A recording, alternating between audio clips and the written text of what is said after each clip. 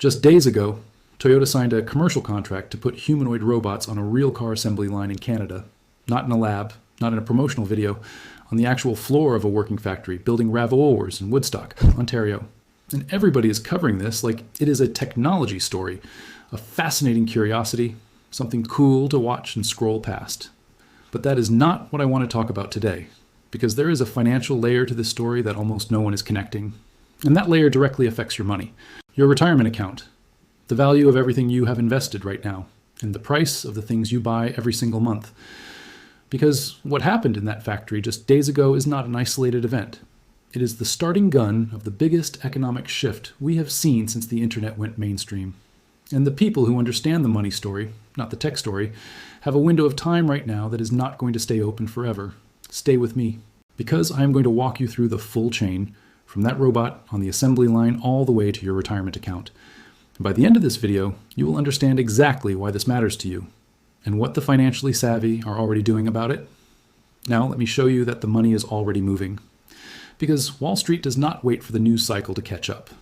Wall Street moves first and explains later.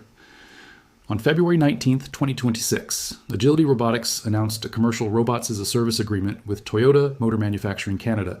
7 humanoid robots, called Digit, are being deployed inside Toyota's Woodstock plant to handle parts movement on the RAV4 production line. This is not a research project, not a government grant. This is a commercial contract, the first of its kind in Canadian automotive manufacturing, preceded by a year-long paid pilot where Toyota evaluated 3 robots, measured the results, and then signed the commercial deal. That matters. Because this is not hype. This is Toyota's level of operational discipline saying, this works and we want more of it. Now zoom out. Tesla is converting its Fremont factory production lines to manufacture the Optimus humanoid robot at scale. Target 1 million units per year. Figure AI, which raised over $700 million from Microsoft, Nvidia, and OpenAI, is already deploying robots inside BMW factories. And in 2025, venture capital poured $22.2 billion into robotics companies globally, a 69% increase over the year before. Now, why does that matter to you? Because when you see that volume of money flowing into a single sector at 69% growth per year, that is not a trend. That is a wave. And the problem with waves, the thing most people learn the hard way, is that by the time everybody on the beach is talking about it, the best part is already over. The financially savvy are not waiting for the crowd. They are asking one question right now. Where exactly is the money going? And how do I get positioned to benefit from it? That is what I want to help you understand today. And before I go deeper, here at Finance Deciphered, I put together research on exactly where money is flowing, not just in robotics, but across every major shift happening in our economy right now. If you want access to that, the link is in the description below. Now, let me break this down for you, one by one, because what is happening is much bigger than robots, and I am going to show you exactly why. So let me explain what is actually happening here.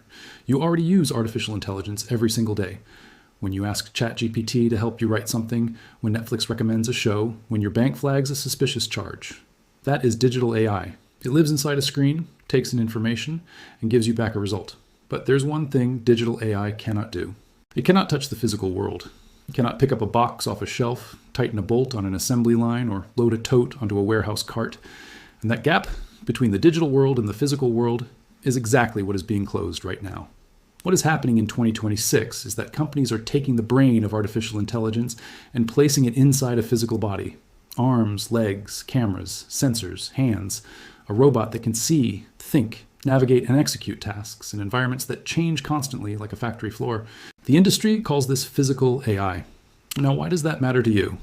Because today, the single biggest cost of running any factory, any warehouse, any distribution center is not raw materials and not real estate. It is labor.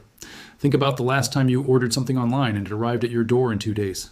Between the moment you clicked buy and the moment that box showed up, dozens of human hands touched it. Someone walked a warehouse aisle to find it. Someone scanned it, packed it, placed it on a truck. Every one of those people earns a wage, has benefits, gets sick, takes vacation, and all of those costs show up in the price you paid at checkout. Now imagine replacing a significant part of that process with a robot that works around the clock, every day of the year, with no wage, no benefits, no downtime. The cost structure of that business changes completely, which means the economics of the entire supply chain change. And here is the number that tells you this is not a distant future scenario. The cost of manufacturing a humanoid robot dropped 40% between 2023 and 2024, according to Goldman Sachs data. 40% in 1 year. When costs fall that fast, adoption follows. That is what happened with solar panels, and that cost curve is now happening in robotics. When an entire industry crosses that threshold, money moves. That is why Wall Street is paying attention, and that is why you should too. Now here is where most people make a massive mistake. When they hear robotics boom, the first thing they think is, I need to find the right robotics stock. And that instinct is going to cost a lot of people money. I will explain exactly why in a moment. But first, let me show you the layer of this story that the majority of investors are completely missing, and that may actually be the most important opportunity of this entire wave. In the 1800s, when the California gold rush started, everyone wanted to be a gold miner. Everyone wanted to find the right vein, but most miners did not get rich. You know who got rich? The people who sold shovels and pickaxes, and the man who made tough denim work pants for the miners, Levi Strauss. He never mined a single ounce of gold. He built one of the most recognizable companies in American history by selling what every miner needed, regardless of whether that miner found gold or not. Apply that same thinking to what is happening now. For a humanoid robot to function in real time, processing images, recognizing objects, making decisions in milliseconds, it needs advanced semiconductor chips and enormous computing power.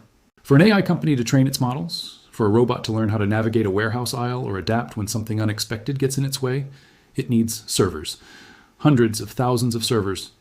And all of those servers have to exist somewhere physical, a data center. Think of it as a massive building full of computers, cables, and cooling systems, running 24 hours a day. It is where your photos live when you back them up to the cloud. It is where ChatGPT thinks before it answers you. It is where every AI-powered robot on the planet will process its data. Now, why does that matter to you? Because the largest companies in the world have already done this math, and they are committing capital at a scale that is genuinely difficult to comprehend. Meta, the company that owns Facebook, Instagram, and WhatsApp, announced it is spending between $115 and $135 billion on AI data centers and infrastructure in 2026 alone. One company, 1 year. And Goldman Sachs estimates that major technology companies will collectively invest $527 billion in AI infrastructure in 2026. $527 billion in a single calendar year. Where is all of that money going? Chips, data centers, fiber cables, hardware, the backbone that makes everything function. And here is the critical point. It does not matter which robotics company wins this race. It does not matter if it ends up being Tesla, Figure AI, Agility Robotics, or some company that does not even exist yet. All of them are going to need the same chips. All of them are going to need the same data centers. That is the shovel. And the shovel always sells, regardless of who finds the gold. And now we arrive at the piece of this story that almost no one is connecting. The part that Goldman Sachs, Morgan Stanley, and the largest investment funds in the world are already quietly positioning themselves to capture. To run AI at scale, to operate thousands of data centers simultaneously, to train robots learning in real time, to process billions of requests every second, you need one thing that is very simple and increasingly scarce: electricity, a lot of it. American data centers consumed approximately 19 gigawatts of electricity in 2023. To put that in perspective, 19 gigawatts is enough to power every single home in a state the size of New York, simultaneously, all year round. And that was just 3 years ago. The Federal Energy Regulatory Commission projects that number will reach 35 gigawatts by 2030, nearly double in 7 years. And the International Energy Agency estimates that data centers alone, not counting the energy physical robots will consume, will exceed 1,000 terawatt hours of annual electricity consumption by 2026, equivalent to the entire electricity consumption of Japan, the third largest economy in the world, used entirely by data centers. Now, why does that matter to you? Because the American power grid was not designed to grow this fast. It was built for steady, linear growth. And what we are looking at now is exponential demand crashing into infrastructure that was never built for it. Morgan Stanley estimated the US could face a shortfall of 49 gigawatts of available energy by 2028. 49 gigawatts that simply do not exist yet. And when something that everybody needs starts to run short, what happens to the price of that thing? It goes up. Here's what the smart money is already doing. Microsoft signed a 20-year contract with Constellation Energy to reactivate the 3 Mile Island nuclear plant in Pennsylvania. A $1.6 billion deal just to secure electricity for its data centers. In January 2026, the U.S. Department of Energy awarded $2.7 billion in contracts to expand domestic uranium enrichment capacity. And the Trump administration has signed 4 executive orders specifically designed to accelerate nuclear reactor development across the United States. Because when Microsoft is reactivating a nuclear power plant just to keep its servers running, when the federal government is pouring billions into uranium, someone has already done the math. And the math says, without enough energy, the entire AI and robotics revolution stops. Everything stops. And that creates an opportunity chain that extends far beyond robots and chips, all the way to the companies that generate and distribute electricity, to an entire sector that has been quiet for decades and is now being forced awake. Now I need to be straight with you, because there is a real trap inside this story, and I do not want you walking into it. The most dangerous moment in any technology wave is when the opportunity becomes obvious enough that everyone starts chasing it, because at that point, most of the easy money is already gone. And the robotics sector right now is in a very specific phase, real enough to be taken seriously, but early enough that we genuinely do not know which companies are going to survive. Elon Musk admitted on Tesla's Q4 2025 earnings call that the Optimus robots in Tesla's factories are not doing useful work in any meaningful sense, still learning, collecting data, being trained.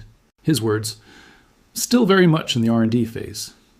And there will be dozens of robotics companies raising hundreds of millions over the next 2 years, and most of them are going to fail, because that is what always happens in every major technology cycle, without exception. Think about 1999. There were hundreds of internet companies. Amazon existed, Google existed, but so did Pets.com, Webvan, and Cosmo.com. Every one of them raised enormous capital. Every one of them had a compelling story, and most of them were worth 0 within 3 years. The investors who identified Amazon early built generational wealth. The investors who picked wrong, and the vast majority picked wrong, lost everything. So here is the honest question you need to ask yourself. Are you confident enough in your ability to identify which specific robotics company is going to be the Amazon of this cycle versus which ones are going to be the Pets.com? Because if you are not, and most people honestly should not be that confident right now, then there is a smarter way to think about this. You invest in what everyone needs, regardless of who wins. That is not settling for less. That is the strategy that has worked in every major technology transition in modern financial history. Now let me make this personal, because I am not here to talk about technology for its own sake. I am here to talk about your money. If you have a 401k, that money is sitting in the US stock market. And what moves stock prices? Supply and demand. How many buyers versus how many sellers? When more buyers come in than sellers, prices go up. When sellers outnumber buyers, prices go down. Now here is why that matters for your 401k right now. The largest asset managers on the planet are beginning to rotate hundreds of billions of dollars toward AI infrastructure, semiconductors, and energy. When that capital moves into a category, there are more buyers than sellers. Prices go up. And when capital rotates away from somewhere else, somewhere you might currently be invested, there are more sellers than buyers. Your balance feels it. The economy is changing faster than most people realize. And the people who understand where the growth is going to come from over the next decade are going to end up in a fundamentally different place than the people who keep investing the same way they did 5 years ago.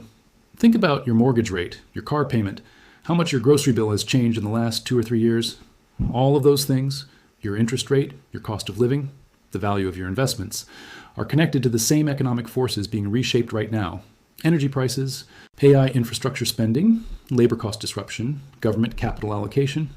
This is about whether you arrive at retirement with the financial security you have spent decades building, or whether you get there and realize the money you saved is not worth what you thought.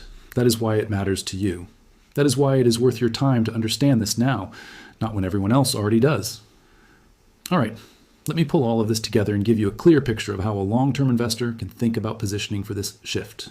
Before I do, I need to be very clear. Investing involves risk. You can lose money. Never invest more than you are willing to lose. And never make financial decisions based solely on what you heard in a YouTube video. Always do your own research, and if you need to, work with a professional. That said, here is how I think about the 4 layers of this opportunity. Layer 1 is robotics and automation directly. The highest risk layer, but also the highest potential. You are betting directly on the sector. And since we do not know which specific company will win, the more measured approach is through broad exposure. Funds that hold a basket of companies across the sector at once. You're not betting on one horse, you're betting on the race itself. If the sector grows, your position grows with it. If one company fails, you're not wiped out. Layer 2 is AI infrastructure, the shovel layer. Moderate risk, structural demand. Semiconductor companies that make the chips every robot and every AI system needs to operate. Data center companies that house the servers every AI model runs on. These businesses benefit regardless of which robotics company wins, because every competitor in the race needs exactly what they provide. This is where a significant portion of institutional capital is being directed right now. Layer 3 is energy, the layer most investors ignore completely. And it may turn out to be the most important. If electricity demand is going to nearly double over the next 7 years, and the data from the IEA and Morgan Stanley says it will, then the companies that generate and distribute that power will benefit regardless of who wins the AI or robotics race. Utilities, nuclear operators, infrastructure companies already signing long-term contracts with the largest tech companies in the world. The quietest part of the story. And in my experience, the quietest parts often turn out to be the most important. Layer 4 is defense and manufacturing. Lower volatility, lower correlation to tech sector swings.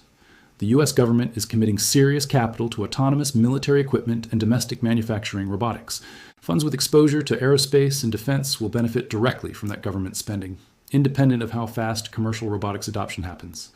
Now, why think about 4 layers instead of just 1? Because diversified exposure to a structural trend is almost always more durable than concentrating everything on a single bet. Think about building a house. You do not hire one person and hope they can do everything. You bring in the architect, the electrician, the plumber, the roofer, the foundation crew. If one of them has a bad week, you still have a house getting built. That is the kind of structure the financially savvy are building around a decade-long economic shift. Not a single bet, a structure. I know there is a lot of noise right now. Markets are volatile. Interest rates are still elevated. Inflation is proving harder to control than people expected. And every week brings a new headline telling you something's about to break. I understand why that makes it hard to think clearly about your money. But here is what history shows us consistently across every generation of investors. The biggest windows of opportunity never open during moments of calm and certainty. They open during moments of confusion and fear, exactly like right now. In 2009, at the bottom of the financial crisis, buying stocks felt reckless, and the people who did it built wealth that lasted a generation. In March 2020, at the peak of pandemic fear, the people who understood that digitization was about to accelerate walked away with returns most investors did not think were possible. Today, in 2026, we are at the beginning of a convergence. The maturation of artificial intelligence, the commercial arrival of physical robotics at scale, and an energy infrastructure gap that is going to force decades of investment into a sector the market is only beginning to price in. These 3 forces are not converging in 2035. They are converging right now. And the window to position yourself before the broader market fully understands what is happening, that window is open today. It will not stay open indefinitely. The ability to get in before the big institutional move is always a window, not a permanently open door. Here at Finance Deciphered, this is the work I do. I look at where the real money, the institutional money, the smart money, is actually moving, and I break it down into language that any investor can understand and act on. If you want to go deeper, if you want to see the full research behind where money is flowing right now across AI, robotics, energy, and the broader economic shifts reshaping everything, the link is in the description below. And if this video gave you value, the best thank you you can give me is to share it with one person who needs to hear it. A friend trying to figure out where to put their money. A family member who thinks a savings account is a retirement strategy. A colleague who follows the market but cannot see the bigger trend behind the daily noise. Because this kind of financial education, understanding where the economy is going before the crowd figures it out, is what actually changes a person's financial trajectory. Not luck, not inheritance. The habit of understanding what is happening, why it is happening, and making informed decisions while the window is still open. You made it to the end of this video. That already puts you ahead of most people. Thank you for watching Finance Deciphered. I will see you in the next one.